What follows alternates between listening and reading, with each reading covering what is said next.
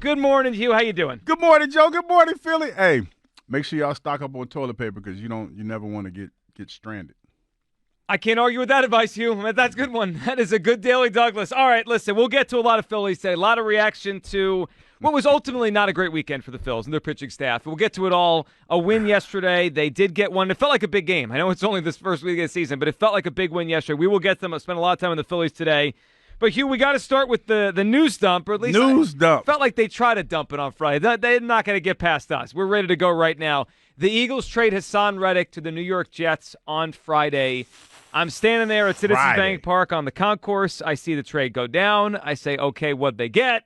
And it's a conditional 2026 pick. And my first thought, and that could turn into a 2, right? It's a 3 that could turn into a 2. It could potentially turn it. It all depends on, 67% of the snaps and Reddick's 10 sacks or something like that. Yep, his production and his amount of playing time. And my only thought then on Friday, and I've held that thought Saturday and to Sunday, and it's just stronger now, is the Philadelphia Eagles made a mistake. I mean, this is a mistake. If the goal is to win the Super Bowl in 2024, I believe the Eagles just got worse, and they made their task harder. They traded away their best pass rusher. They traded away their best closer. They traded away the only guy on the roster, only one that is a lock for 10 sacks. Bryce Huff got it last year. We'll see if he does it again. 2 years ago, Josh Sweat did, and then he declined, and he took a pay cut. Nolan Smith has 1 career sack to his name, and Brandon Graham is on the farewell tour. Forget that. He's not getting 10 sacks, okay? So they have all these guys here that they're replacing Haason Reddick. None of them are a lock for 10 sacks. He was. And I keep going to this. If it's 3rd and 8 in December, and you're playing Dak Prescott, and it's 3rd and 7, 3rd and 8, big game, first place on the line. Who do you want on the field? Bryce Huff. No, I want Haason Reddick on the field. You could have had both, Hugh. Bryce Huff's here, and so was Haason Reddick. I think the Eagles made a major mistake. Major mistake. You know what's funny? When you think about things like this, I get where everybody's coming from. And you look at Haason Reddick numbers, and I saw – it was funny because when this happened, I was in the movies with my son. We were watching Godzilla. And it happened during, like, the movie credits when the movie started, and it happened. Didn't dawn on me that it was on a Friday when everybody was getting ready for baseball and all this other stuff, and that it was potentially a news dump. But I look at it like this, Joe. I think that by getting rid of him, there was something going on there that we have to pull back and think outside the box a little bit. I think that they felt like whatever they were trying to do defensively, that he did not fit. I know the 10 sacks are one of those things that people look at and be like, that production is not going to be, duplicated or anything like that. I'm going to tell you like this, man. In a small sampling size, I think Bryce Huff has the potential of being a better pass rusher.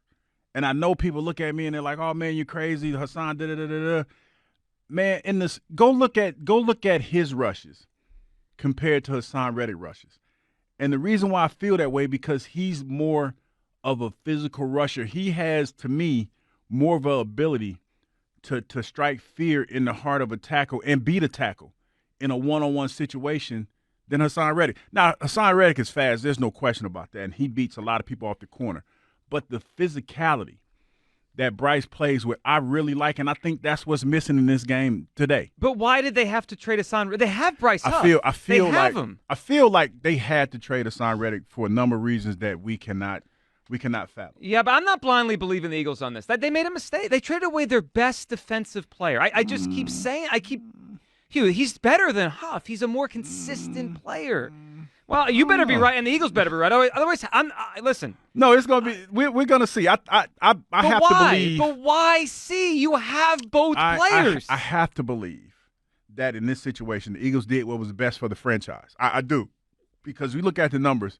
I've been that guy that was chasing sacks and everything and didn't fit schematically into what the team was doing. And I remember vividly, like, this is why I feel like they're going to be better. Because, like, there's a lot of parallels between Haason Reddick trade and me being here in Philadelphia, because I was a guy that was in New York putting up numbers and everything, but I did not fit the scheme schematically. So I remember vividly people saying, oh, well, it's going to be different. They were a much better team without me. They were, and they also got a better head coach when you left. Yes. They got Bill Parcells as he continued his thing there. Listen, I respect your point, and I think it's an interesting one because you live this, right? You live the life of a guy chasing sacks, and the team said, we can't do that anymore. Can't do that, yeah. You got to play within the scheme. Right. I just think the Eagles made a mistake on this one, though. They made themselves worse. They didn't have to make themselves worse, and I don't understand why they had to do it. Like, if I'm glad you're high on Bryce Huff. I am too. I like the Bryce Huff signing. They had Huff and they had Reddick. We got Nolan. Nolan Smith has proven nothing. I mean, he's got 1 sack in the NFL.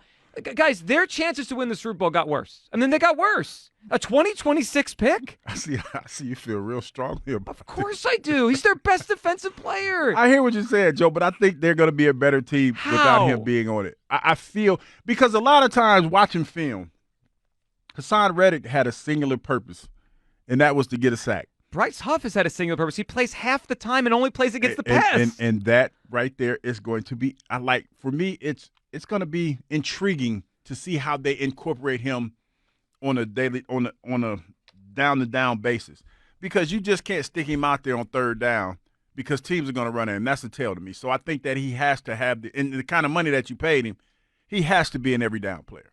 But I feel like schematically there was a lot of times where, because Haason Reddick was chasing sacks, that he broke down the integrity of the defense. Maybe he did, but you know what? That defense had a lot of issues. And did. They can't cover, and their only chance next year is if their pass rush gets to the quarterback. 215-592-9494. It's how you hop aboard.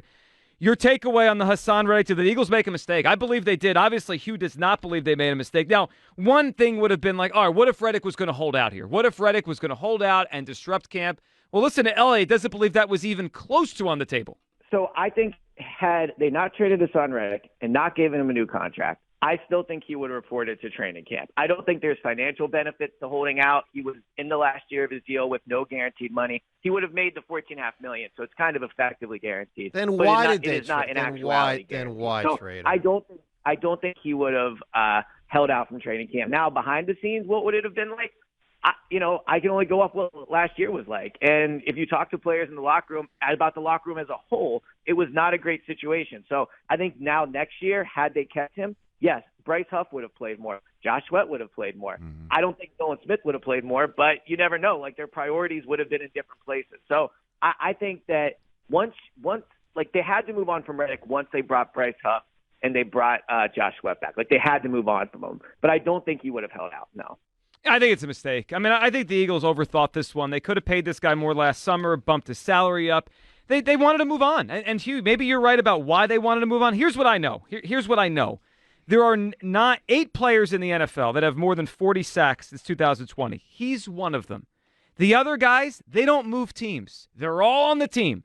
T.J. Watt, Myles Garrett, Trey Hendrickson, Nick Bosa, Chris Jones, Max Crosby, Micah Parsons. And there's only 4 guys that have more than 50. And all the other 3 guys did is get paid by their teams. Either the Eagles are smarter than everybody else, or they made a mistake on Haason Reddick. Outside of all those guys that you mentioned, I think Micah Parsons, if I'm not mistaken, Joe, is the only one that's still working on his first-year deal. His first deal, yep. Yeah. Like, and those other guys you're talking about are bona fide. And so with is that, Reddick. With that being said, like, Joey Bosa, there were conversations being had about Nick Bosa. Nick Bosa, excuse me. So I thought you said Joey. My fault. Well, never mind. Forget my point then. But those guys that you're mentioning, they're different pass rushers than Haason Reddick. But he has 50 sacks. I understand that. But when you talk those guys, and I'm trying not to slight Haason, because Hasson's a good player. He's a really good player, high draft pick.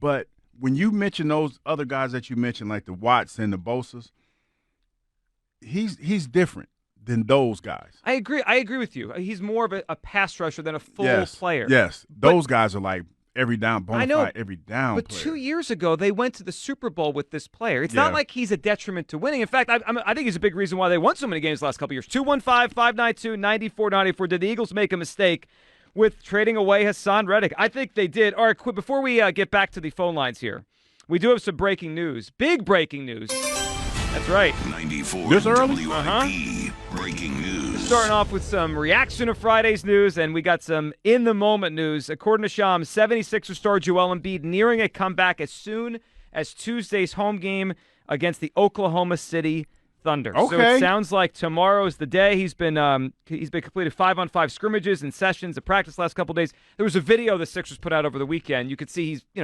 he's actually practicing and playing for real. So I'm not surprised this was close. I am a little surprised it's this quickly. The way the reporting was, it would be like more towards the end of this week or maybe next week, right before the playoffs begin. But Joel Embiid, officially, according to Shams, on his path to coming back tomorrow night against the Oklahoma City Thunder. It's certainly a welcome sight for the Sixers to try to get ready for the postseason. All right, 215-592-9494. Embiid back, Hugh. Hey, it's exciting.